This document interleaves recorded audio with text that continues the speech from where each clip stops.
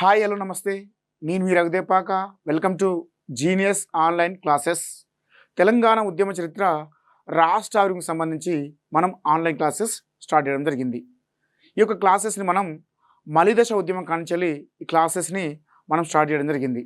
మరి తెలంగాణలో మలిదశ ఉద్యమం ఎలా స్టార్ట్ అయింది, ముఖ్యంగా తెలంగాణ ఉద్యమ చరిత్ర రాష్ట్ర ఆవిర్భావానికి సంబంధించి సిలబస్లో ఉన్న అంశాలు తెలియాలి. ఫస్ట్ వాడి సిలబస్లో 3 యూనిట్స్గా దీన్ని డివైడ్ చేశారు. ఫస్ట్ ఇది తెలంగాణ ఉద్యమ చరిత్రని ఎలా అంటే, ఫస్ట్ తెలంగాణ ఉద్యమ చరిత్ర రాష్ట్ర ఆవిర్భావానికి సంబంధించి టైటిల్ ఇచ్చాడు.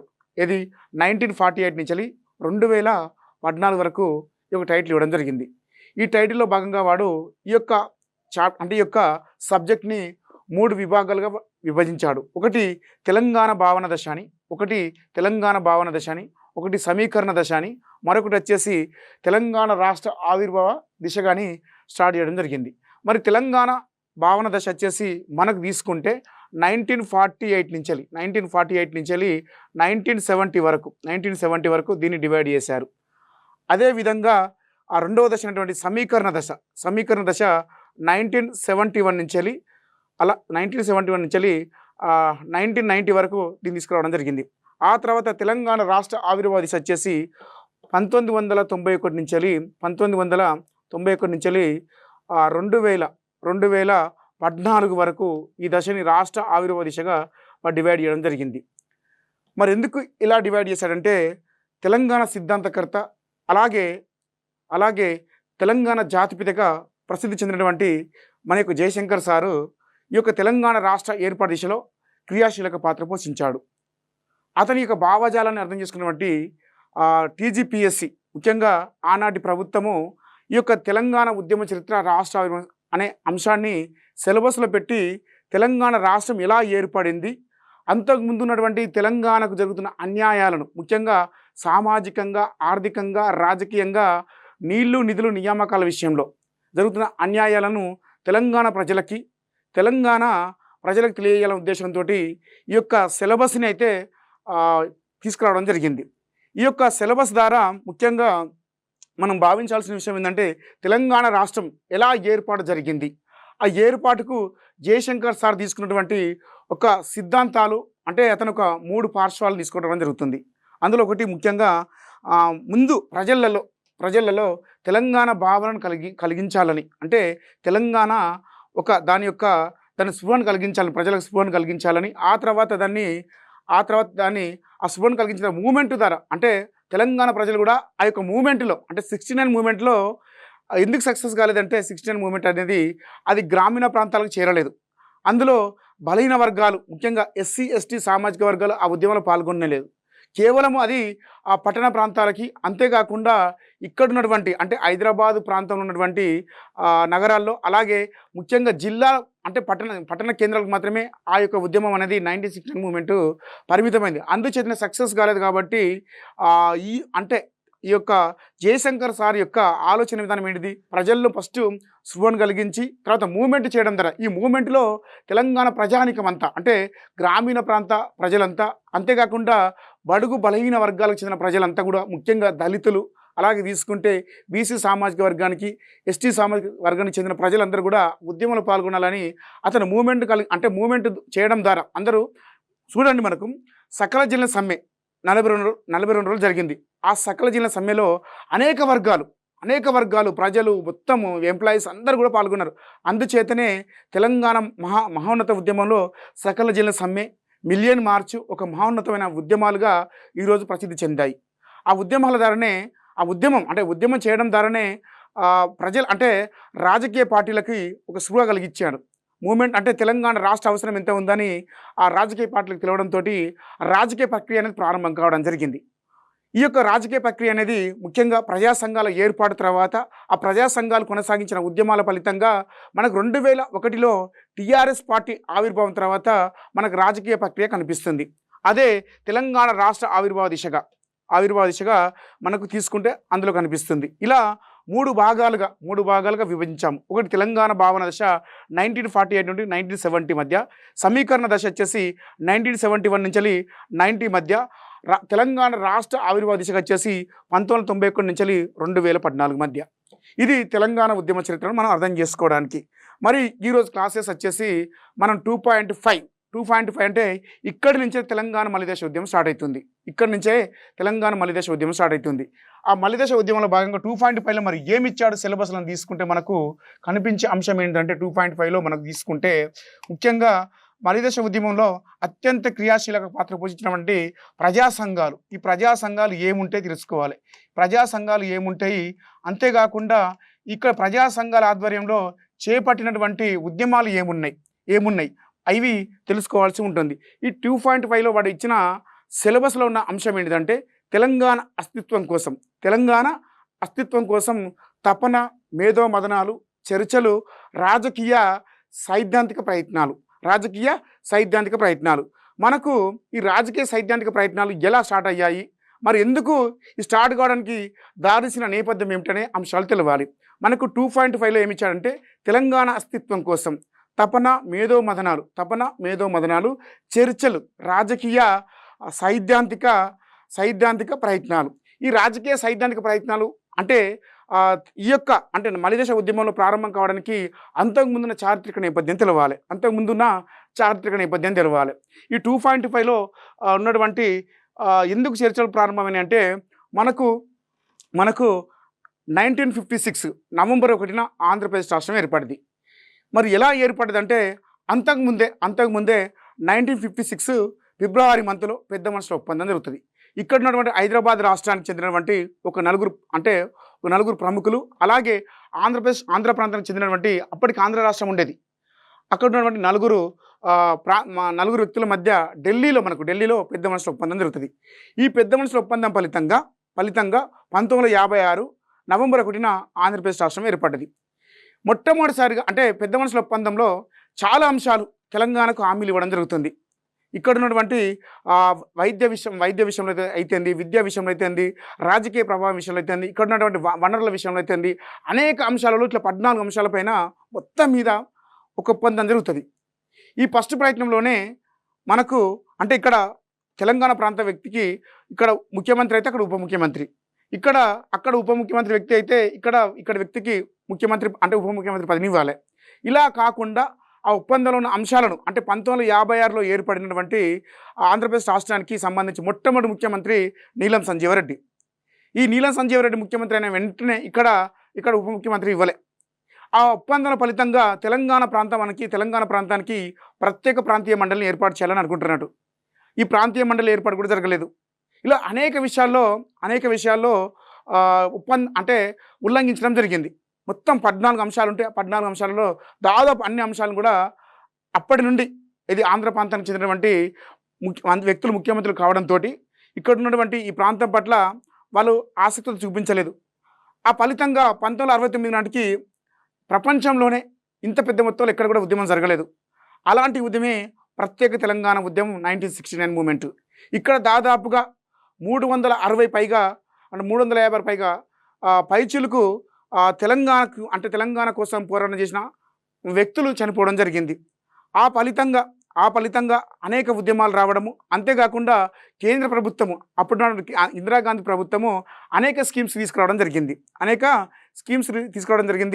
ఇది 5 సూత్రాలని, 6 సూత్రాలని, ఇట్లా 8 సూత్రాలని. అంతేకాకుండా తెలంగాణ కోసం కొన్ని కమిటీలు కూడా ఏర్పాటు చేసింది.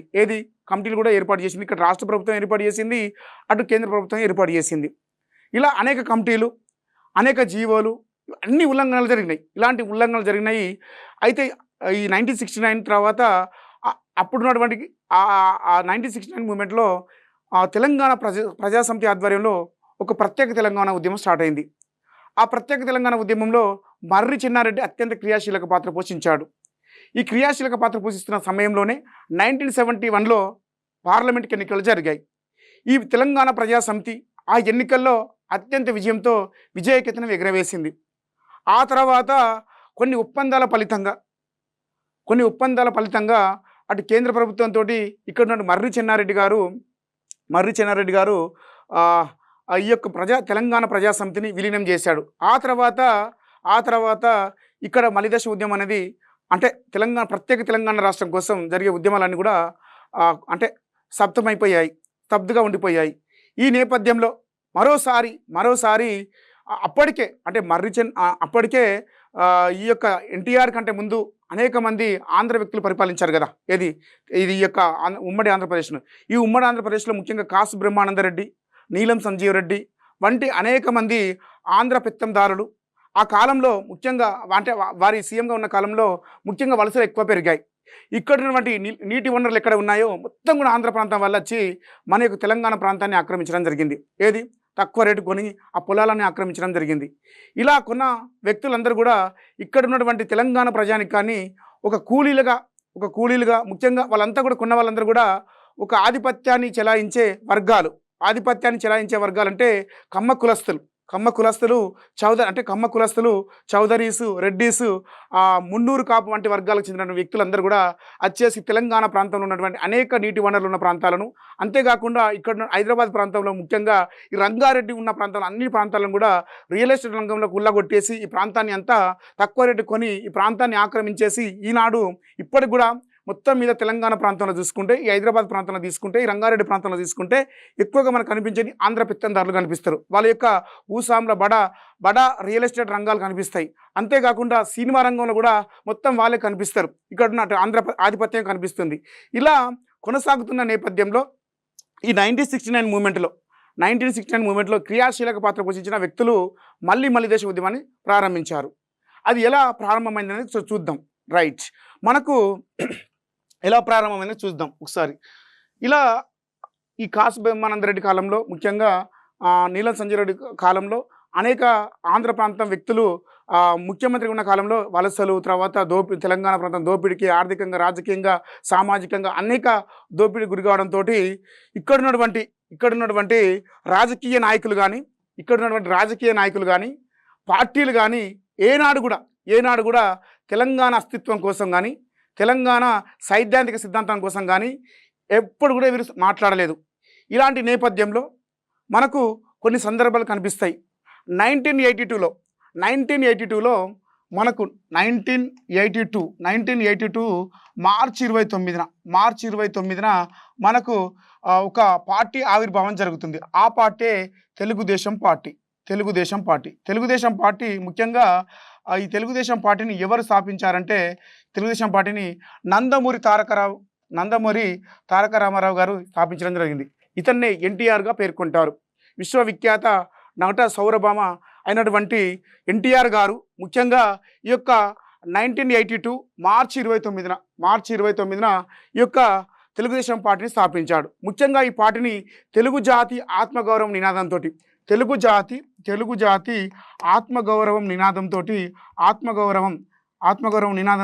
ఈ యొక్క పార్టీని స్థాపించాడు.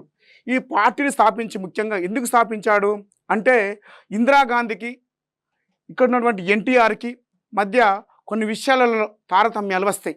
అంటే ఇక్కడ ఈగోలకు పోయి ఇక్కడ ఉన్నటువంటి ముఖ్యంగా 1971లో మనకు జయాంధ్ర ఉద్యమం, ఇటు ప్రత్యేక తెలంగాణ ఉద్యమం జరుగుతుంది. ఇందులో ఆంధ్ర ప్రాంతానికి చెందిన వాళ్ళు ముఖ్యంగా కొన్ని రాజకీయ సిద్ధాంతాలకు పాల్పడి, ముఖ్యంగా మనకి ఇక్కడ ఉన్న తెలంగాణ ప్రజలకి విలువలు లేవన్నట్టు చూపిస్తూ, వీళ్ళు ముఖ్యంగా మన తెలంగాణ ప్రాంతాన్ని, మన యొక్క భావజాలం వేరు, మన సంస్కృతి వేరు, మన పద్ధతులు వేరు, మన రాజకీయాలు వేరు, మన యొక్క తెలంగాణకు సంబంధించిన ప్రత్యేక సంస్కృతి ఉంది. వీటన్నిటిని కాకుండా ఆంధ్ర ప్రాంతానికి చెందినటువంటి వ్యక్తులు మన మీద రాజకీయం చేయాలనే ఉద్దేశంతో ముఖ్యంగా తెలుగు జాతి ఆత్మగౌరవం నినాదంతో 1982 మార్చి 29న తెలుగుదేశం పార్టీని స్థాపించాడు. ఎన్టీఆర్ ప్రచారం చేస్తున్న తెలుగు జాతి భావనకు వ్యతిరేకంగా తెలంగాణ వాదులు తెలంగాణ అస్తిత్వం పరిరక్షించడానికి వివిధ సంఘాల యొక్క చర్చల ద్వారా ఆంధ్ర ఆధిపత్యాన్ని ఈ యొక్క ప్రజా సంఘాల నాయకులు వ్యతిరేకించారు. సమైక్య రాష్ట్రంలో తెలంగాణ ప్రాంతం ఎన్ని విధాలుగా నష్టపోయిన రాజకీయ పార్టీలు కానీ అటు నాయకులు కానీ తెలంగాణ ప్రాంత సమస్యల పట్ల పరిష్కార దిశగా చొరవ చూపలేదు. ఈ నేపథ్యంలో 1969లో క్రియాశీలక పాత్ర పోషించిన ప్రజా సంఘాల నాయకులు మళ్ళీ ప్రత్యేక తెలంగాణ ఉద్యమం వైపు, ప్రత్యేక తెలంగాణ కోసం ఉద్యమించారు. ఈ యొక్క ఉద్యమ భావజాలం ఈ 1982లో ఈ యొక్క తెలుగుదేశం పార్టీ ఆవిర్భావం తర్వాత మనకు 1983లో మొత్తం మీద ఉమ్మడి ఆంధ్రప్రదేశ్లో తెలుగుదేశం పార్టీ అంటే ఈ యొక్క పార్టీ స్థాపించిన 9 నెలల లోపునే అంటే ఉమ్మడి ఆంధ్రప్రదేశ్లో తెలుగు జాతి భావనను ఎక్కువగా ప్రచారం చేస్తూ ఇక్కడ ఉన్నటువంటి తెలంగాణపై ఉన్నటువంటి ఆధిపత్యాన్ని చెలాయించేందుకు ఇక్కడ ఉన్న వనరులను కొల్లగొట్టేందుకు ఈ యొక్క ఎన్టీఆర్ గారు ఈ యొక్క పార్టీ ద్వారా తెలంగాణ ప్రాంతంలో అనేక రాజకీయంగా స్థానికేతలను అంటే ఆంధ్ర ప్రాంతానికి చెందినటువంటి అనేక మంది స్థానికేతలను ఇక్కడ ఎన్నికల్లో నిలబెట్టి ముఖ్యంగా ఇక్కడ ఉన్నటువంటి వనరులపైన కొలగొట్టడానికి ప్రయత్నం చేస్తున్న నేపథ్యంలో ఈ 1983లో ఎన్నికలు జరుగుతాయి. ఈ ఎన్నికల్లో టీడీపీ పార్టీ విజయకేతనం ఎగరవేసి ఆంధ్రప్రదేశ్కు ఒక ప్రాంతీయ పార్టీ అయినటువంటి ప్రాంతీయ పార్టీకి చెందినటువంటి ఎన్టీఆర్ గారు ముఖ్యమంత్రి కావడం జరుగుతుంది. ఈ ఎన్టీఆర్ గారు ముఖ్యమంత్రి అయిన తర్వాత ముఖ్యంగా తెలుగు జాతి భావనను ముఖ్యంగా ఇక్కడ ఉన్న అన్ని సంస్థలకి పేర్లు మార్చడము, ప్రభుత్వ కార్యాలయ పేర్లు మార్చడము, అలాగే కొన్ని సంస్థలకి, అలాగే కొన్ని మ్యూజియంలకి ఇట్లా పేర్లు పెట్టడం, తెలుగు అనే పదాన్ని చూపించడము. అంతకుముందు ఉన్నటువంటి మన యొక్క నిజాం పేరు ఆధ్వర్యంలో ఏర్పడిన సంస్థల పేర్లను కూడా తెలుగు అనే ఇక్కడ ఉన్నటువంటి భావజాలను తీసుకొచ్చి మన యొక్క అస్తిత్వంపై దెబ్బతీస్తున్న సమయంలోనే ఈ 1983లో ఈ గమనించిన ప్రజా సంఘాల నాయకులు ముఖ్యంగా ఈ యొక్క ఉద్యమ భావజాలాన్ని 1984 నుంచి ప్రారంభించారు. 1984 నుంచి అంటే 83లో ఈ ఎన్నికలు జరిగిన తర్వాత 84 నాటికి ఈ యొక్క ప్రజా సంఘాలకు నాయకులకు అర్థమైపోయింది ఇతను చేస్తున్న ప్రచారం కూడా ఇక్కడున్న వనరులపైన, ఇక్కడున్న సామాజిక వ్యవస్థ పైన, ఇక్కడ సంస్కృతి పైన దెబ్బతీస్తున్న ఉద్దేశంతో 1969లో కీలక పాత్ర పోషించిన ప్రజా సంఘాల నాయకులు 1984 నుంచి ఈ యొక్క ఉద్యమ భావజాలాన్ని తీసుకురావడం జరిగింది. తెలంగాణ ప్రాంతం సమగ్రంగా అభివృద్ధి జరగాలంటే ముఖ్యంగా ఇక తెలంగాణ రాష్ట్రం ఏర్పడితే తప్ప ఈ యొక్క ప్రాంతం అభివృద్ధి జరగదని భావించిన ప్రజా సంఘాల నాయకులు 1984 నుంచి వాళ్ళు ఉద్యమాన్ని కొనసాగించారు. అందుచేతనే 1984 నుంచి ఉద్యమాన్ని కొనసాగించారు. ఇక్కడి నుంచి ఈ యొక్క భావజాలాన్ని తెలంగాణ ప్రజా సంఘాలు కొనసాగించిన ఉద్యమాన్ని ఇక్కడ తెలంగాణ భావన దశ లేదా ఈ యొక్క దశను తెలంగాణ ప్రచార దశగా అంటే తెలంగాణ ఉద్యమ ప్రచార దశగా పేర్కొంటారు. తెలంగాణ ఉద్యమ ప్రచార దశగా ఈ యొక్క దశను పేర్కొంటారు. రైట్. అయితే 1984 నుంచి మనకు అంటే తెలంగాణ కోసం జరిగిన ఉద్యమాన్ని 3 దశలుగా విభజించవచ్చు. ఒకటి అంటే మలిదశ ఉద్యమం 1984లో స్టార్ట్ అయింది కదా. అప్పటి నుండి జరిగిన ఉద్యమాన్ని కూడా ప్రజా సంఘాల నాయకులు కానీ, ముఖ్యంగా మేధావులు కానీ ఆ జరిగిన ఉద్యమాన్ని అంతగా 3 దశలుగా విభజించారు. ఒకటి నిర్మాణ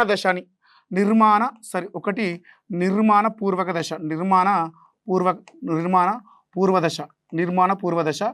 ఈ దశను చూద్దాం. ఒకటి వచ్చేసి నిర్మాణ పూర్వ దశ, మరొకటి వచ్చేసి నిర్మాణ దశ, మరొకటి వచ్చేసి మూడో అంశం వచ్చేసి రాజకీయ ప్రక్రియ దశ.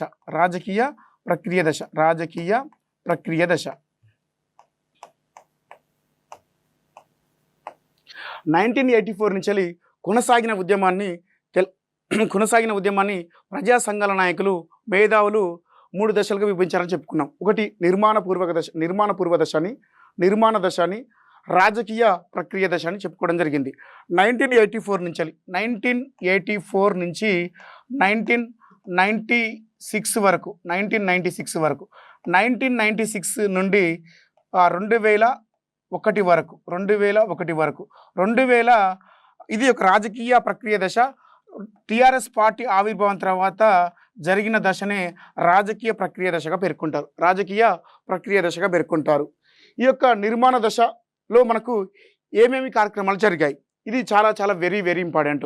ఇక్కడ మనకు తొలి ప్రజా సంఘాల అంటే తెలంగాణలో తొలి ప్రజా సంఘాల విజయం అని ఒకటి జరుగుతుంది. ఇక్కడ ఇమాజినరీ ఎన్నిక జరుగుతుంది. ఈ ఇమాజినరీ ఎన్నికల్లో ఇక్కడ మన స్థానికేతరుడిని ఓడించడంతో ప్రజా సంఘాలకు తొలి విజయం జరుగుతుంది. ఆ తర్వాత 1983లో ఈ విజయంతో తెలంగాణ డెమోక్రటిక్ ఫ్రంట్ని ఏర్పాటు చేస్తారు.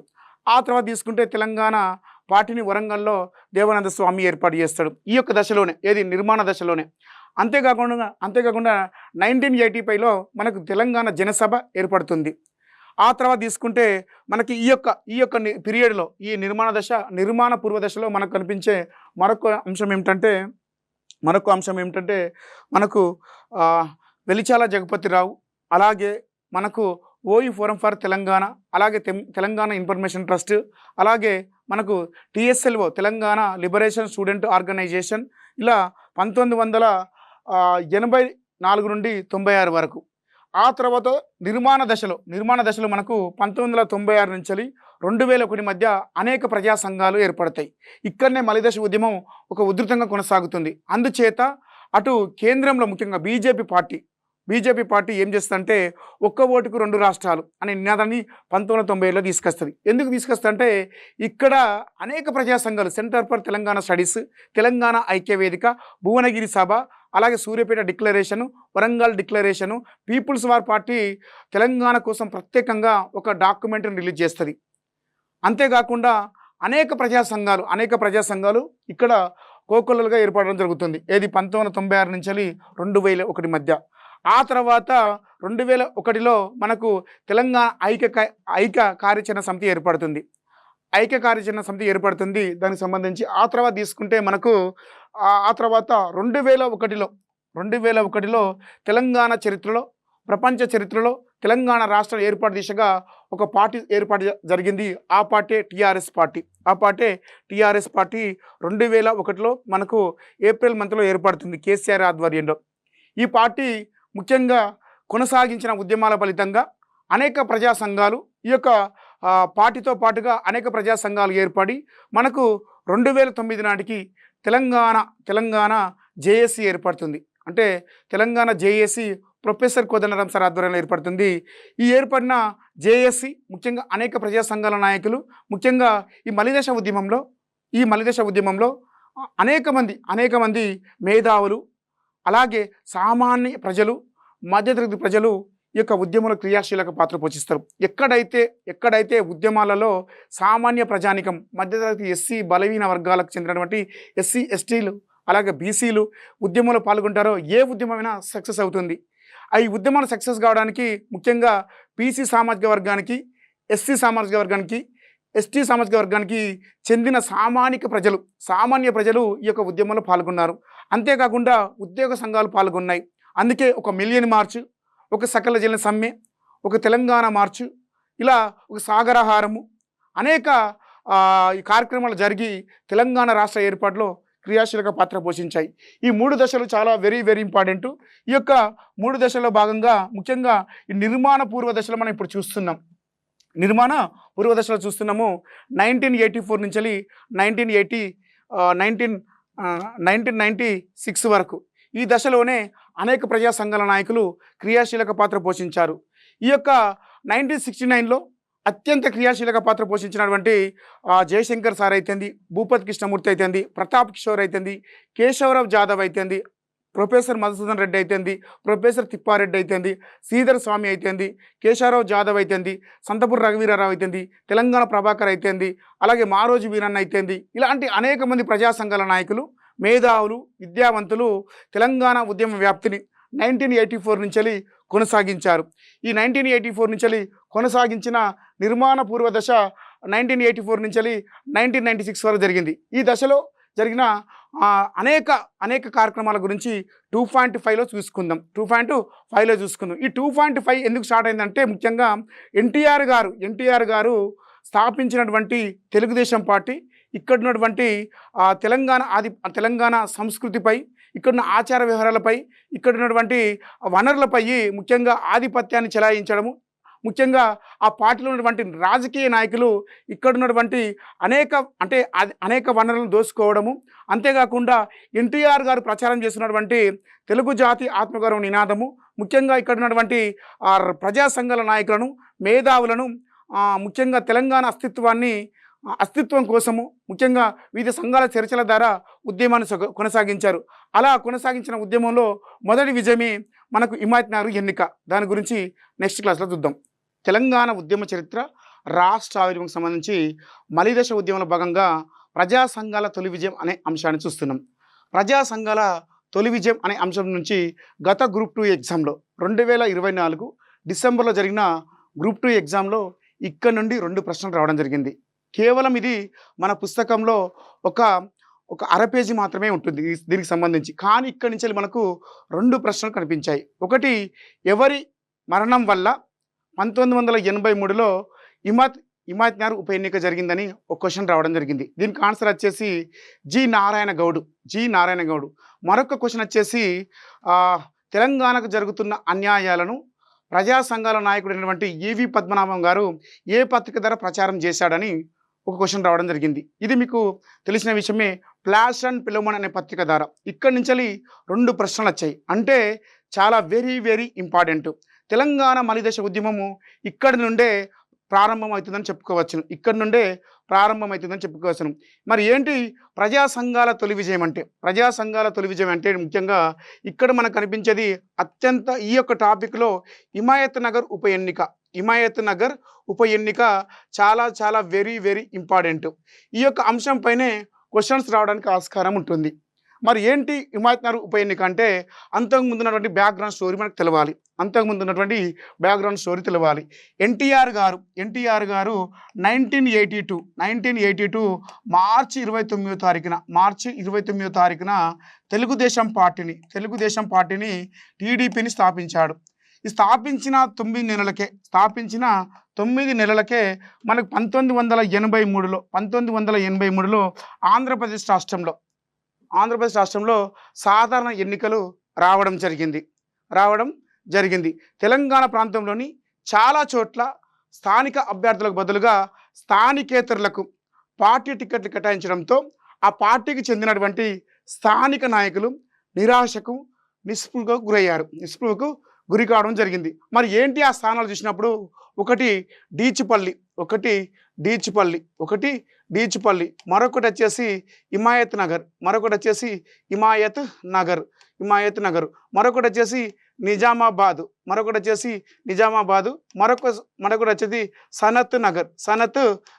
ఇలాంటి నియోజకవర్గాల్లో ఆంధ్ర ఆధిపత్యం చెలాయిస్తున్నటువంటి నాయకులకి స్థానికులు కాదని స్థానికేతరులకు టికెట్లు కేటాయించారు. ఈ నేపథ్యంలో 1969లో ప్రత్యేక తెలంగాణ ఉద్యమంలో క్రియాశీలక పాత్ర పోషించినటువంటి ఈవి పద్మనాభం గారు, అలాగే ప్రముఖ జర్నలిస్ట్ అయినటువంటి ప్రతాప్ కిషోర్ లాంటి వాళ్ళు అనేక మంది మేధావులు కలిసి ఇక్కడ ఉన్నటువంటి ఎన్టీఆర్ గారిని రిక్వెస్ట్ చేశారు. అయినప్పటికీ ఆ డీచిపల్లి, హిమాయత్ నగరు, నిజామాబాదు, సనత్ నగరు తెలంగాణ ప్రాంతంలో ఇలాంటి నియోజకవర్గాలకు స్థానికేతలు కేటాయించడంతో ప్రజా సంఘాలు ఎన్నికల్లో క్రియాశీలక పాత్ర పోషించి స్థానికుల టికెట్లు ఇవ్వాలనే ఉద్దేశంతో ఉద్యమాన్ని చేపట్టాయి. అలాంటిదే ఒకటి డీచిపల్లి నియోజకవర్గం. ఇక్కడ ఇది కూడా చాలా చాలా వెరీ వెరీ ఇంపార్టెంట్. ఇక్కడ మనకు ఎంజే థామస్ చౌదరి అనే స్థానికేతరుడికి ఈ యొక్క ఎన్నికల్లో అంటే 1983లో జరిగిన సాధారణ ఎన్నికల్లో ఇతనికి టికెట్ ఇవ్వడం జరిగింది. ఇతను అనంతరెడ్డి బాలారెడ్డిపై 3810 ఓట్ల పైచీలకు మెజార్టీతోటి గెలవడం జరిగింది. జరిగిన కొద్ది రోజులకే ఇతను మరణించాడు. అయినప్పటికీ స్థానికులు ఈ యొక్క డీచిపల్లి నియోజకవర్గానికి స్థానికులకే టికెట్ ఇవ్వాలని, అంటే ప్రజా సంఘాల నాయకులు స్థానికులకే టికెట్ ఇవ్వాలని ఎన్టీఆర్ని రిక్వెస్ట్ చేసినప్పటికీ మరోసారి మాండవ వెంకటేశ్వర్లకి ఈ టికెట్ కేటాయించడం జరిగింది.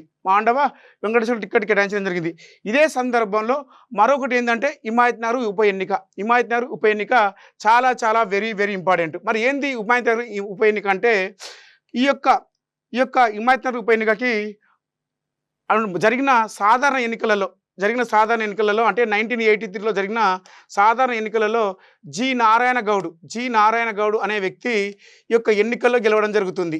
ఈ యొక్క వ్యక్తి బీజేపీ పార్టీకి చెందినటువంటి దామోదర్పై ఇతను 2000 పైచీలకు ఓట్లతోటి నారాయణ గౌడ్ గెలుస్తాడు. అంటే ఎన్నికల వెలువడిన ఫలితాల రోజే ఈ నారాయణ గౌడు హఠాత్ మరణం చెందాడు. గుండెపోటుతోటి చనిపోవడం జరుగుతుంది.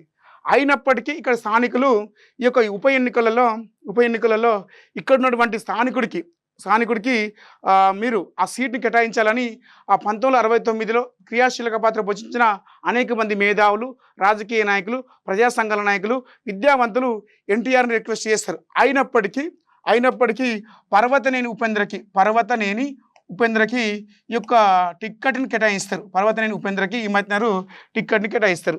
మరి ఎవరు ఈ పర్వతనేని ఉపేంద్ర అంటే తెలుగుదేశం పార్టీ స్థాపకులలో ఇతను ఒకడు. పర్వతనేని ఉపేంద్ర ఈ తెలుగుదేశం పార్టీని స్థాపించిన స్థాపకులలో ఒకరు, టీడీపీ పార్టీ స్థాపకులలో ఒకరు. అంతేకాకుండా ఎన్టీఆర్ తర్వాత టీడీపీ పార్టీలో రెండో వ్యక్తిగా అతని స్థానం తర్వాత అంటే పేరొందిన వ్యక్తి పర్వతనేని ఉపేంద్ర. అంతేకాకుండా ఇతను ముఖ్యంగా తీసుకుంటే మనకు ఎన్టీఆర్కి అత్యంత సన్నిహితుడు. అంతేకాకుండా విజయవాడకు చెందినటువంటి వ్యక్తి ఈ యొక్క స్థానికేతుడైన పర్వతనేని ఉపేంద్ర. ఈ యొక్క ఇమాజినరీ ఎన్నికల్లో ఈ యొక్క ఉప ఎన్నికల్లో ఈ పర్వతనేని ఉపేంద్ర కేటాయిస్తారు. దీనికి వ్యతిరేకంగా ప్రజా సంఘాల నాయకులు అయినటువంటి ప్రతాప్ కిషోర్, ప్రముఖ జర్నలిస్ట్ అయినటువంటి ప్రతాప్ కిషోర్, అలాగే ఫ్లాష్ అండ్ ఫిలోమన్ పత్రిక ద్వారా తెలంగాణకు జరుగుతున్న అన్యాయాలను వివరించిన ఈవి పద్మనాభం గారు ముఖ్యంగా జనసంఘ్ పార్టీకి చెందినటువంటి ఆల నరేంద్రని సపోర్ట్ చేస్తారు. వీళ్ళందరూ సపోర్ట్ చేస్తారు. ఈ సపోర్ట్ చేయడంతో అనేక మంది విద్యావంతులు ఈ యొక్క ఆల నరేంద్రను మేధావులు అయితేంది, ప్రజా సంఘాల నాయకులు అయితేంది, ఇక్కడ ఉన్న సామాన్య ప్రజా అయితేంది, ఎప్పటి వరకు ఇంత మెజార్టీ రానటువంటి ఈ యొక్క మెజార్టీ ఇక్కడ హైలైట్ అనిపిస్తుంది. ఇది ఉమేద్నగర్ ఉప ఎన్నికల్లో దాదాపుగా 2000-3000తో గెలిచే టీడీపీ పార్టీ ఈ యొక్క తెలంగాణ ప్రాంతంలో ఈ యొక్క ఉప ఎన్నికల్లో దాదాపుగా ఆల నరేంద్రకి 28,000 పైచీలకు ఓట్లు వస్తాయి. 28,000 పైచీలకు ఓట్లు వస్తాయి. ఈ యొక్క పైచీలకు ఓట్లు రావడం జరుగుతుంది. ఇదే సంఘటన ఈ యొక్క ప్రజా సంఘాలకు తొలి విజయంగా పేర్కొనవచ్చు. హిమాయత్నగర్ ఉప ఎన్నిక గెలిపే ఆనాటి ఉద్యమకారులకు, ప్రజా సంఘాల నాయకులకు, మేధావులకు, తెలంగాణ ప్రాంత ప్రజలకి తొలి విజయంగా పేర్కొంటారు హిమాయత్నగర్ ఉప ఎన్నికను. ఈ యొక్క హిమాయత్నగర్ ఉప ఎన్నిక చాలా very very important. Very very important. ఆ తర్వాత ప్రజా సంఘాల నాయకులు ఈ ఉత్సాహంతో మరొక సభ నిర్వహిస్తారు. అది వచ్చేసి ఆ సభకు ప్రధాన కారణం ఏంటంటే ఈ యొక్క హిమాయత్నగర్ ఉప ఎన్నిక. ఈ హిమాయత్నగర్ ఉప ఎన్నికల్లో ఆ విజయం తర్వాత అంటే టీడీపీ పార్టీలో రెండవ స్థానంలో ఉన్నటువంటి పర్వతనేని ఉపేంద్రను ఈ ప్రజా సంఘాల నాయకులు అందరూ కలిసి ఓడించడంతో ఇది మొదటి విజయంగా భావించినటువంటి ఈ ప్రజా సంఘాల నాయకులు మనకు నారాయణగూడలోని వైఎంసీఏ హాలులో ఒక సమావేశాన్ని నిర్వహిస్తారు. ఈ సమావేశంలో అనేక మంది మేధావులు అయితేంది, ప్రజా సంఘాల నాయకులు అయితేంది, విద్యావంతులు అయితేంది, అంతేకాకుండా గతంలో మంత్రులుగా పనిచేసినటువంటి బాగారెడ్డి గారు అలాగే తీసుకుంటే బాగారెడ్డి గారు, గోక రామస్వామి వంటి మాజీ మంత్రులు ఈ యొక్క వైఎంసీ హాల్లో నిర్వహించిన సదస్సుకు రావడం జరుగుతుంది. మరి ఎందుకు ఈ వైఎంసీ హాల్లో సదస్సు జరిగిందంటే రెండవ స్థానంలో ఉన్నటువంటి అంటే టీడీపీ పార్టీలో రెండవ స్థానంలో ఉన్నటువంటి పర్వతనేని ఉపేంద్రను గెలిపించడం అంటే ఓడగొట్టడంలో క్రియాశీలక పాత్ర పోషించిన ప్రజా సంఘాల నాయకులు ఉత్సాహంతో మనకు వైఎంసీ హాల్లో ఒక సమావేశాన్ని నిర్వహిస్తారు. ఈ సమావేశంలోనే తెలంగాణ రాష్ట్ర సాధన కోసం ఒక ఫ్రంట్ను ఏర్పరచాలని ఈ సభలో ఈ యొక్క నాయకులు నిర్ణయించుకుంటారు. అందులో భాగంగానే 1983లో మనకు ఒక సదస్సు, ఒక ప్రజాసంఘం ఏర్పడుతుంది. అదే తెలంగాణ డెమోక్రటిక్ ఫ్రంట్. దీన్నే టీడీఎఫ్గా పేర్కొంటారు. తెలంగాణ డెమోక్రటిక్ ఫ్రంట్గా పేర్కొంటారు. మరి దీనికి ఎవరు కన్వీనర్గా ఎన్నుకున్నారంటే మనకు కనిపించే గొప్ప వ్యక్తి ఎవరంటే మనకి ఈ యొక్క 1983 అంటే మలిదశ ఉద్యమం ప్రారంభమైన కాలంలో మనకు స్టేట్ అడ్వైజర్ పత్రిక సంపాదకుడు సత్యనారాయణ గారు ఈ యొక్క టీడీఎఫ్కి సత్యనారాయణ గారు కన్వీనర్గా ఎన్నిక కాబడతారు. ఈ యొక్క టీడీఎఫ్ అనేది మనకు తెలంగాణ రాష్ట్ర సాధనకై అత్యంత క్రియాశీలక పాత్ర పోషిస్తూ కొంతమేరకు తెలంగాణ కోసం అంటే తెలంగాణ భావజాలాన్ని ముందుకు తీసుకుపోవడంలో క్రియాశీలక పాత్ర పోషించింది అని చెప్పుకోవచ్చు. గత టీజీపీఎస్సీ అనేక ఎగ్జామ్స్లలో ఈ బిట్టు కనబడుతుంది. ఎస్ఐ ఎగ్జామ్లో కనబడుతుంది, కానిస్టేబుల్ ఎగ్జామ్లో కనబడుతుంది. తెలంగాణ డెమోక్రటిక్ ఫ్రంట్ కన్వీనర్ ఎవరు? సత్యనారాయణ గారు.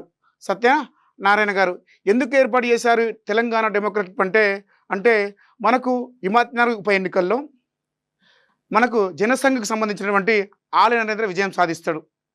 ఈ విజయంతో తెలంగాణ కోసం పోరాటం చేస్తున్న ప్రజా సంఘాల నాయకులు 1983లో వైఎంసీ హాల్లో తెలంగాణ కోసం ఒక సదస్సు నిర్వహిస్తారు.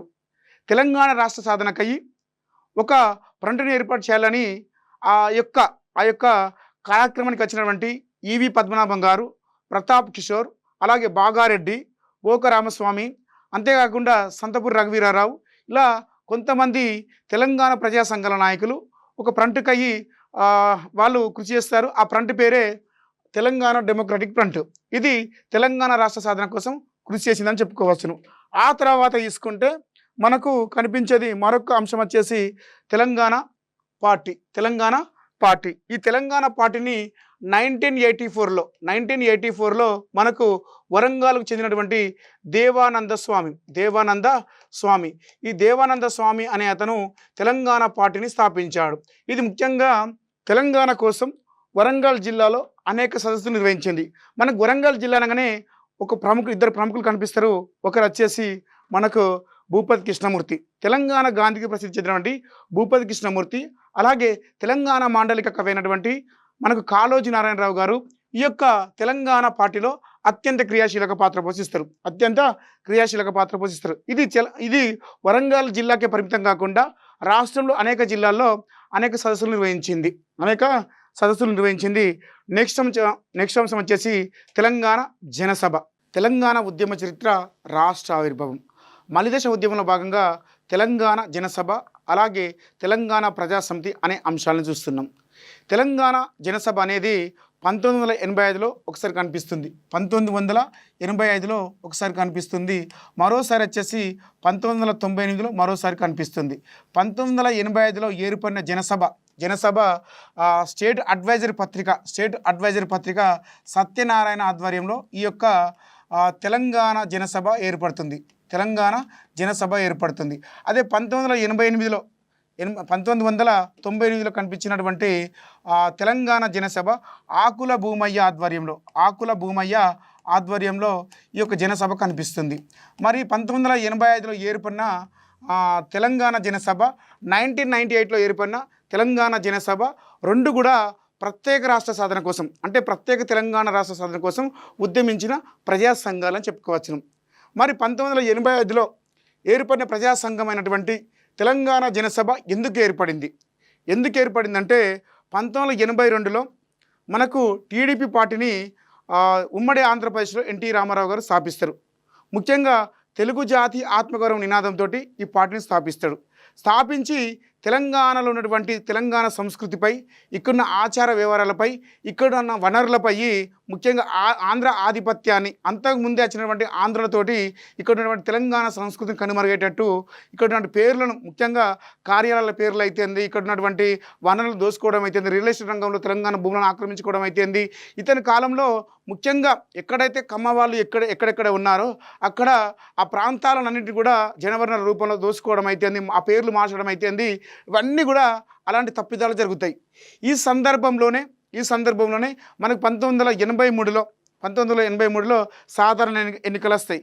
ఈ సాధారణ ఎన్నికలలో అంటే కొన్ని ప్రాంతాలలో ముఖ్యంగా స్థానికేతలను నియమిస్తారు. ఏది? ఈ టీడీపీ పార్టీ తరపున ఇక్కడ ఉన్నటువంటి అదే పార్టీకి చెందినటువంటి టీడీపీ పార్టీ నాయకులు నిరాశకు నిస్పృహకు గురవుతారు. ఎందుకంటే ఆ స్థానాల కోసం వాళ్ళు ఎప్పటి నుంచో కష్టపడుతున్నారు.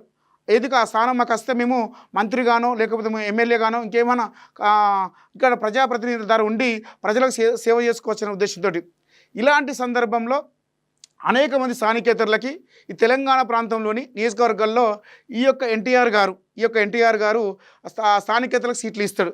ఈ సందర్భంలోనే హిమాయత్నగర్లో ఒక ఉప ఎన్నిక వస్తుంది. ఈ హిమాయత్నగర్ ఉప ఎన్నికల్లో అప్పటి ఈ ఉప ఎన్నికల్లో తెలుగుదేశం పార్టీలో 2వ స్థానం ఉన్నటువంటి పర్వతనేని ఉపేంద్రను ఈ యొక్క ప్రజా సంఘాల నాయకులు అందరూ కలిసి 1969 మూవ్మెంట్లో క్రియాశీలక పాత్ర పోషించిన అనేక మంది ప్రజా సంఘాల నాయకులు కలిసి అప్పటి జనసంఘ్ అంటే తెలంగాణ ప్రాంతానికి చెందినటువంటి జనసంఘ్ ఆ పార్టీకి చెందినటువంటి ఆలయనేంద్రను ఓడిపిస్తారు. ఆలయనేంద్రను గెలిపిస్తారు ఏది పర్వతనేని ఉపేంద్ర పైన. దీంతో ఈ ప్రజా సంఘాల నాయకులు 1900 అంటే ఈ గెలుపుతోటి ఈ ప్రజా సంఘాల నాయకులు ఉత్సాహంతో 1983 నారాయణగూడలోని వైఎంసీ హాల్లో ఒక సమావేశం నిర్వహిస్తారు. ఈ సమావేశంలోనే తెలంగాణ డెమోక్రటిక్ ఫ్రంట్ ఏర్పడుతుంది. ఇది కొంతమేరకు తెలంగాణ రాష్ట్ర సాధన కోసం కృషి చేస్తుంది. అయినప్పటికీ అలాంటి చేసినప్పటికీ అప్పుడున్న ప్రజా సంఘాల నాయకులు కలిసి మరో సంస్థను ఏర్పాటు చేయాలని 1985లో స్టేట్ అడ్వైజర్ పత్రిక సంపాదకుడైనటువంటి సత్యనారాయణ ఆధ్వర్యంలో తెలంగాణ జనసభను ఏర్పాటు చేస్తారు. ప్రత్యేక తెలంగాణ రాష్ట్ర ఆవిర్భావం కోసం ఏర్పడిన ప్రజా సంఘాలలో దీన్ని కూడా చెప్పుకోవచ్చును. ఇలా ఏర్పడిన తెలంగాణ జనసభ తెలంగాణ రాష్ట్ర సాధన కోసం వివిధ ప్రాంతాల్లో సమావేశాలు నిర్వహించింది. ఈ సమావేశాలు నిర్వహించిన జనసభ 1985 ఫిబ్రవరి 27న మనకు హైదరాబాద్లో ఒక సమావేశం నిర్వహిస్తుంది. ఎక్కడ నిర్వహిస్తుంది? ఆంధ్ర సారస్వత పరిషత్తులో ఈ యొక్క సమావేశం నిర్వహిస్తుంది. ఈ ఆంధ్ర సారస్వత పరిషత్తులో నిర్వహించిన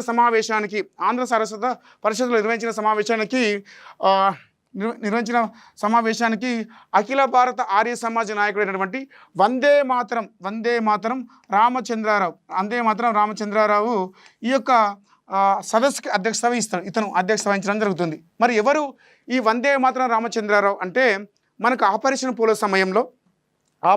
సమయంలో జైన్ ఇండియా ఉద్యమంలో అత్యంత క్రియాశీలక పాత్ర పోషిస్తాడు వందే మాతరం రామచంద్రారావు. ఈ యొక్క స్వతంత్ర ఉద్యమంలో అంటే జైన్ ఇండియా అంటే హైదరాబాద్ సంస్థానం అనేది హైదరాబాద్లో విలీనం కావాలని ఆ ఉద్యమంలో క్రియాశీలక పాత్ర పోషిస్తాడు.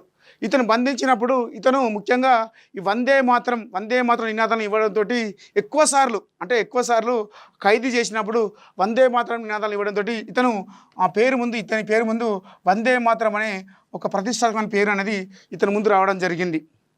ఈ వందే మాతరం రామచంద్రారావు ముఖ్యంగా తెలంగాణ రాష్ట్ర సాధన కోసం తెలంగాణ లూటు బంద్ కరో అనే శిబిరాన్ని కూడా నిర్వహించాడు. ఈ యొక్క లూటు బంద్ కరో ఆ శిబిరాన్ని నిర్వహిస్తూ ముఖ్యంగా తెలంగాణ రాష్ట్ర సాధన కోసము ఇతను పనిచేయడం జరిగింది. వందే మాతరం రామచంద్రారావు ఇలా ఏర్పడినటువంటి తెలంగాణ జనసభకు చెందినటువంటి కొంతమంది అంటే ఈ సంఘానికి చెందినటువంటి నాయకులందరూ కలిసి ఒక ప్రతినిధి బృందాన్ని ఏర్పాటు చేస్తారు. ప్రతినిధి బృందాన్ని 1985లో జూన్ 6వ తారీఖున ఒక ప్రతినిధి బృందాన్ని ఏర్పాటు చేస్తారు. ఈ ప్రతినిధి బృందం ఇందులో ఎవరు ఉంటారంటే మనకు ప్రముఖ జర్నలిస్ట్ అయినటువంటి ప్రతాప్ కిషోర్ ఇందులో ఉంటాడు. అంతేకాకుండా షేర్ ఖాన్ అంతేకాకుండా సయ్యద్ షేబుద్దీ ఖాన్ అనే కొంతమంది ప్రతినిధితో కలిసి 1987 జూన్ 6వ తారీఖున ఇతను అంటే చార్మినార్ నుంచి ఢిల్లీకి ప్రయాణం అవుతారు. ఎందుకు ఢిల్లీకి ప్రయాణం అయ్యారంటే తెలంగాణ రాష్ట్ర సాధన కోసం 1987 జూన్ 6వ తారీఖున ఈ యొక్క తెలంగాణ జనసభకు చెందినటువంటి ప్రతినిధులు కలిసి ఢిల్లీకి ప్రయాణం అవుతారు. ఆ ఢిల్లీకి ప్రయాణం అయ్యి తెలంగాణ రాష్ట్ర ఏర్పాటు కోసము ముఖ్యంగా ఆనాటి ప్రధానమంత్రి అయినటువంటి రాజీవ్ గాంధీని ఆనాటి హోంమంత్రి అయినటువంటి ఎస్బి చౌహాన్ని ఆనాటి ప్రతిపక్ష నేత అయినటువంటి ఎల్కే అద్వానీ అంతేకాకుండా జనతా పార్టీకి చెందినటువంటి జార్జ్ ఫెర్నాండెజ్ని కూడా ఈ ప్రతినిధి బృందం కలుస్తుంది. ఇక్కడ కలవడం జరుగుతుంది. అంతకన్నా ముందున్న చిన్న స్టోరీ ఏంటంటే వీళ్ళందరూ కూడా ఢిల్లీకి ప్రయాణం అవుతారు పాదయాత్ర ద్వారా. ఈ పాదయాత్ర ప్రయాణం అయిన తర్వాత కొంత దూరం పోయినాటికి అంటే మనకు మహారాష్ట్రలోని అంటే నాగ్పూర్ చేరే నాటికి వీళ్ళందరూ కూడా కాళ్ళు సహకరించవు. ఆ ప్రాంతంలో ఉన్నటువంటి కొంతమందిని మళ్ళీ చిన్న రాష్ట్రాల కోసము, చిన్న రాష్ట్రాల ఏర్పాటు కోసము అక్కడ ప్రసంగిస్తూ విదర్భ, జార్ఖండ్ ఆ ఏరియాస్ ఉన్నటువంటి కొంతమంది నాయకులను కలుసుకొని చిన్న రాష్ట్రాల ఏర్పాటు గురించి కూడా ఇక్కడ స్పందించడం జరుగుతుంది. ఏది నాగ్పూర్ చేరుకున్న తర్వాత అక్కడ కొన్ని రోజులు కాలు సహకరించకపోవడంతో ఢిల్లీకి రైలు ద్వారా వెళ్ళి ఆ ఢిల్లీలో ఉన్నటువంటి ఈ ప్రజాప్రతినిధిని కలిసి తెలంగాణ కోసం ఒక రిప్రజెంటేటివ్ని ఇస్తారు.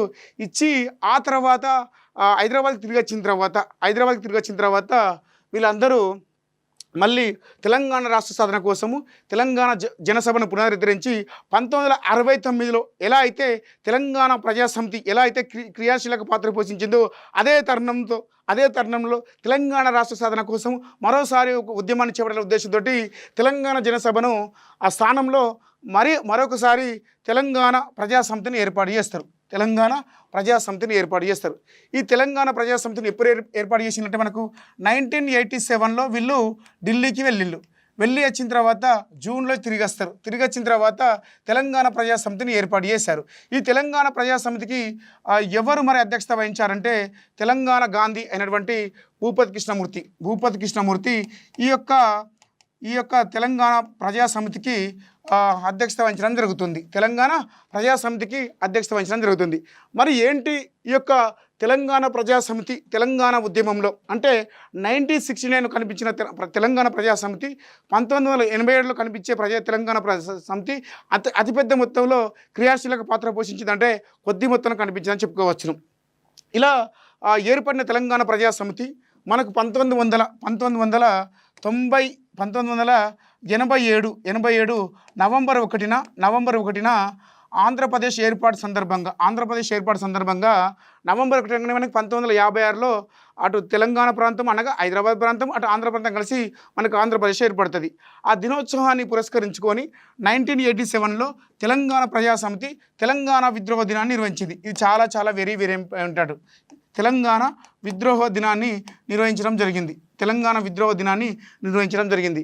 అంతేకాకుండా ఈ యొక్క తెలంగాణ ప్రజాసమితి మనకు 1994లో జనవరి 23వ తారీఖున మనకు హైదరాబాద్లో ఒక సమావేశం నిర్వహిస్తుంది. తెలంగాణ ప్రజాసమితి హైదరాబాద్లో ఒక సమావేశం నిర్వహిస్తుంది. ఈ యొక్క ప్రజాసమితి అంటే హైదరాబాద్లో నిర్వహించిన ఈ యొక్క తెలంగాణ సదస్సులో ముఖ్యంగా తెలంగాణ రాష్ట్ర సాధన కోసము అనేక నిర్ణయాలు తీసుకుంటారు. ఏది ఎక్కువ మొత్తంలో ప్రజా సంఘాల నాయకులు తెలంగాణ రాష్ట్రం కోసం పోరాడాలని ఈ యొక్క సదస్సులో నిర్ణయాలు తీసుకుంటారు. అంతేకాకుండా తెలంగాణ ప్రజాసమితి తెలంగాణకు జరుగుతున్నటువంటి అన్యాయాలను మొత్తం మీద ఒక 24 పేజీలలో చాలా వెరీ వెరీ ఇంపార్టెంట్, ఇది కూడా అడగడానికి ఆస్కారం ఉంటుంది. 24 పేజీలలో దీనికి సంబంధించిన అంటే తెలంగాణ జరుగుతున్న అంటే నీటి వనరుల విషయంలో అయితేంది, జలవనరుల విషయంలో అయితేంది, విద్యా విషయంలో అయితేంది, ఆర్థిక వనరుల విషయంలో అయితేంది, సాగునీటి రంగంలో అయితేంది, ఇలా అనేక రంగాల్లో తెలంగాణ జరుగుతున్న అన్నిటినీ తెలంగాణ ప్రజాసమితి 1994 ఆ మధ్య కాలంలో ఇది ఒక 24 పేజీలతోటి ఒక పుస్తకాన్ని ముద్రిస్తుంది. తెలంగాణ జరుగుతున్న అన్యాయాలను ఇదే 24 పేజీలతో ఒక పుస్తకాన్ని ముద్రిస్తుంది. అంతేకాకుండా తెలంగాణ ప్రజాసమితి 1996లో నవంబర్ 1న మనకు వరంగల్లో ఒక సదస్సు నిర్వహిస్తుంది. వరంగల్లో ఈ తెలంగాణ అంటే ప్రజాసమితి వరంగల్లో ఒక సదస్సు నిర్వహిస్తుంది. ఎక్కడ నిర్వహిస్తుంది అంటే వరంగల్లో నిర్వహిస్తుంది. వరంగల్లో నిర్వహించడం జరుగుతుంది. దీనికి సంబంధించి మరి వరంగల్ సదస్సు నిర్వహించడానికి ప్రధాన కారణం ఏంటంటే 1996లో ఆగస్టు 15న ఆనాటి ప్రధాని తెలంగాణ అంటే చిన్న రాష్ట్రాల కోసం మేము అనుకూలంగా ఉన్నామని అతను అంటే మనకు ఆగస్టు 10వ తారీఖున మన ఢిల్లీ నుండి ప్రసంగిస్తాడు. ఈ సందర్భంలో 1996 అక్టోబర్ 27న నిజామాబాద్లో న్యాయవాదుల సదస్సు జరుగుతుంది. తెలంగాణ రాష్ట్ర సాధన కోసం మొట్టమొదట నిర్వహించిన సదస్సు ఏంటంటే అంటే మలిదశ ఉద్యమంలో అంటే 1996లో అక్టోబర్ 27న నిజామాబాద్లో జరిగిన సదస్సు. అంటే ముందుగా ప్రతిస్పందించిన సదస్సు ఏంటంటే కూడా నిజామాబాద్లో సదస్సునే. ఈ యొక్క సదస్సుకి పోసెట్టి అంటే న్యాయవాది అయినటువంటి పోసెట్టి దానికి అధ్యక్షత వహిస్తాడు. ఈ యొక్క అంటే అక్కడ నిజామాబాద్లో జరిగినటువంటి సదస్సు ఉత్సాహంతో ఆ సదస్సు అంటే అది విజయవంతమవుతుంది. ఆ ఉత్సాహంతో తెలంగాణ ప్రజాసమితి 1996 నవంబర్ 1న ఈ యొక్క వరంగల్లో సదస్సు నిర్వహిస్తుంది. ఈ యొక్క సదస్సుకి చాలామంది మేధావులు వరంగల్కి చెందినటువంటి మనకు కేశవరావు జాదవ్ అయితే అంటే వరంగల్ ఉంటున్న భూపతి కృష్ణమూర్తి అయితే, కాళోజీ నారాయణరావు అయితే, కేశవరావు జాదవ్ అయితే, ఇలా చాలామంది నాయకులు ఈ యొక్క సదస్సుకు హాజరు కావడం జరుగుతుంది. ఈ యొక్క అంటే వరంగల్లో జరిగినటువంటి సదస్సు అనేది ప్రత్యేక తెలంగాణ ఉద్యమానికి పునర్జీవనం కలిగించిందని చెప్పుకోవచ్చును. పునర్జీవనాన్ని మలిదేశ ఉద్యమంలో పునర్జీవనం కలిగించిన సదస్సుకి దేని పేర్కొనంటే వరంగల్లో జరిగిన సదస్సుని పేర్కొంటారు. వరంగల్లో జరిగిన సదస్సుని పేర్కొంటారు. అంతేకాకుండా 1996 అంటే ఆ మధ్య కాలంలో ఢిల్లీ లెవెల్లో చిన్న రాష్ట్రాల కోసం ఏర్పాటు కోసము అఖిల భారత స్థాయిలో చిన్న రాష్ట్రాల సదస్సు జరుగుతుంది. దీనికి కూడా తెలంగాణ ప్రాంతానికి చెందినటువంటి ముఖ్యంగా కొంతమంది ప్రతినిధులు హాజరవుతారు. ముఖ్యంగా తెలంగాణ ప్రజాసమితికి చెందినటువంటి నాయకులు ఈ యొక్క సదస్సుకు హాజరవుతారు. ఈ యొక్క సదస్సులో దేశం మొత్తంలో ముఖ్యంగా చిన్న రాష్ట్రాల ఏర్పాటు కోసము, ముఖ్యంగా తీసుకుంటే తెలంగాణ రాష్ట్ర ఏర్పాటు కోసము, అలాగే విదర్భ రాష్ట్రం ఏర్పాటు కోసము, జార్ఖండ్ రాష్ట్ర ఏర్పాటు కోసము ఈ యొక్క అఖిల భారత సదస్సు చిన్న రాష్ట్రాల ఏర్పాటులో భాగంగా అప్పుడున్నటువంటి ప్రభుత్వానికి ఒక విజ్ఞప్తిని ఇవ్వడం జరుగుతుంది.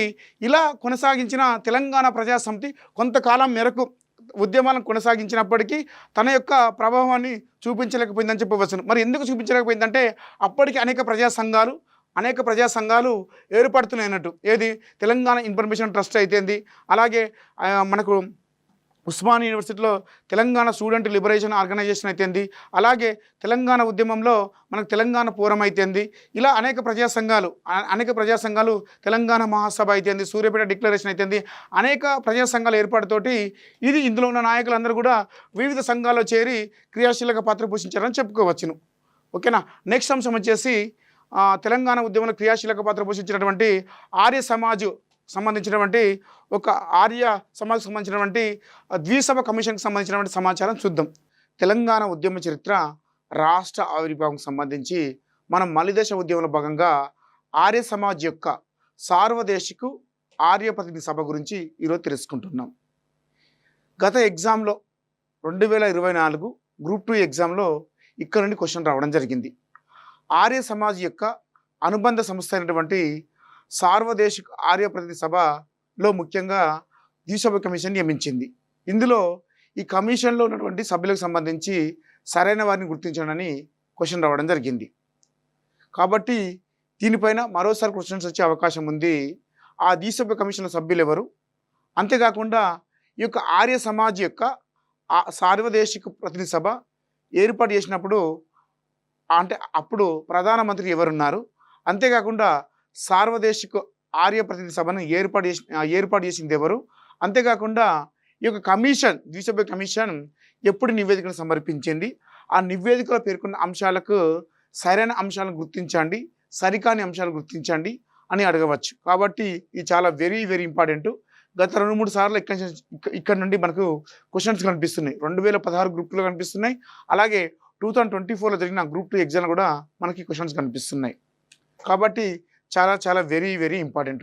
సార్వదేశిక ఆర్య ప్రతినిధి సభ మరి యొక్క కమిషన్ని ఎవరు ఏర్పాటు చేశారు, ఇది ముఖ్యంగా ఏకసభ్య కమిషనా ద్విసభ్య కమిషనా అంటే ఇది ద్విసభ్య కమిషన్.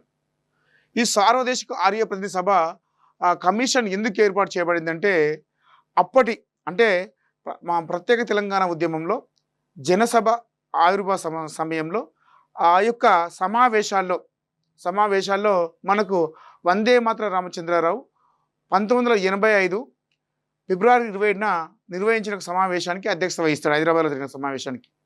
ఆ తరుణంలో అక్కడ కొన్ని నిర్ణయాలు తీసుకోవడం జరుగుతుంది. ఏంటిది, ప్రత్యేక తెలంగాణకై ఒక కమిషన్ ఏర్పాటు చేసి ఆ కమిషన్ ద్వారా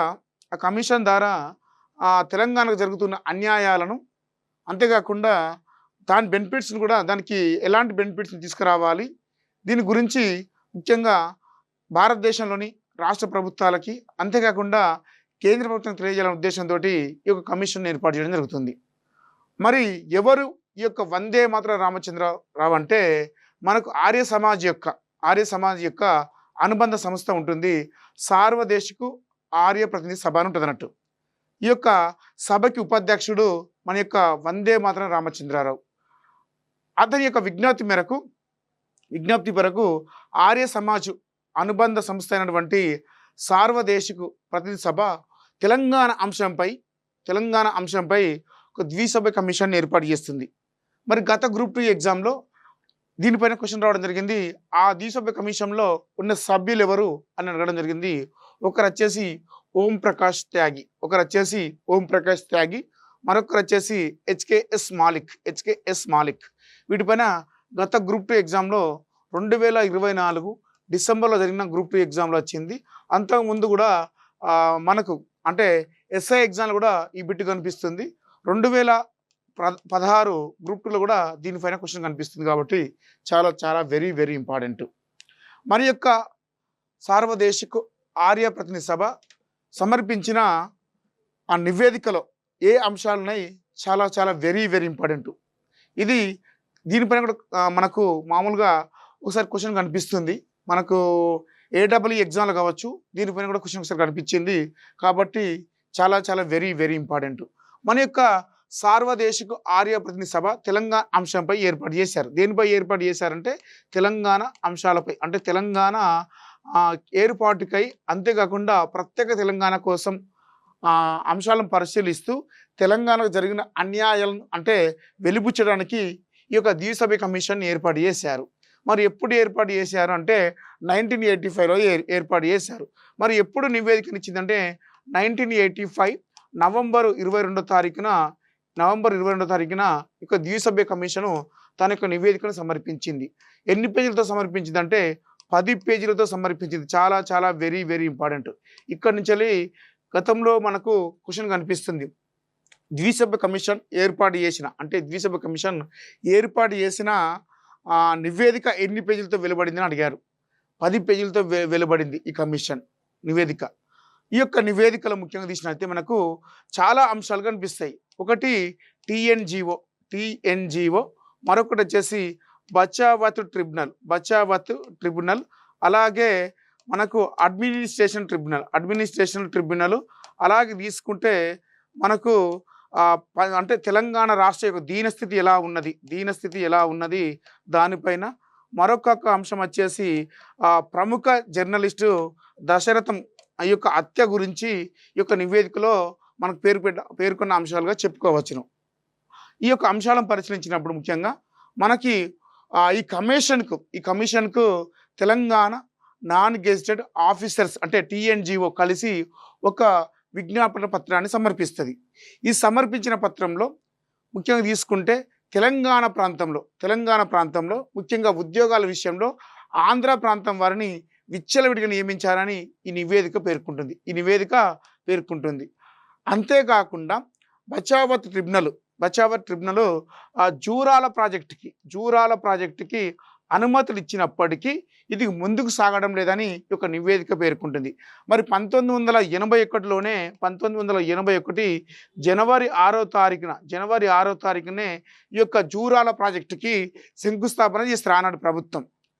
అయినా 4 సంవత్సరాలు దాటినప్పటికి కూడా బచావ ట్రిబ్యునల్ అంటే తీర్పులు ఇచ్చినప్పుడు అంటే దీనికోసం ముందుకు అంటే ఈ యొక్క నిర్మాణాన్ని ముందుకు కొనసాగించాలని అనుమతులు ఇచ్చినప్పటికి కూడా ఆనాటి రాష్ట్ర ప్రభుత్వాలు దీన్ని ముందుకు కొనసాగించడం లేదు.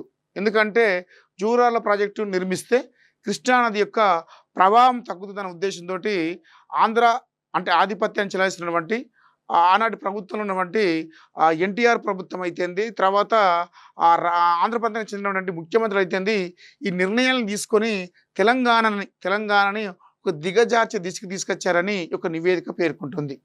అంతేకాకుండా అడ్మినిస్ట్రేషన్ ట్రిబ్యునల్ అంటే ఇచ్చే తీర్పులు కానీ ఉత్తర్వులు కానీ అమలుకు నేర్చుకుంటలేవని ఈ యొక్క నివేదిక